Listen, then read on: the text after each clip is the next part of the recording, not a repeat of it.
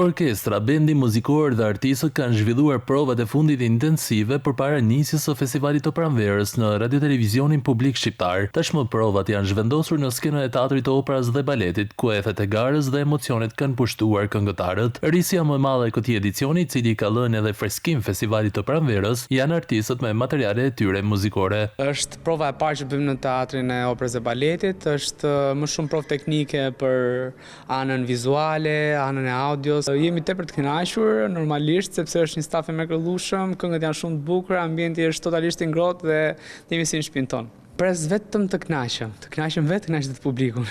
Pak emocionet e drejta, edhe pse ishte provë, është vetë skena që ta jep atë ndjesinë e jo stresit, po emocioneve të mira deri tani, edhe shpresoj që të jetë deri në momentin e fundit performancës vetëm emocione të mira.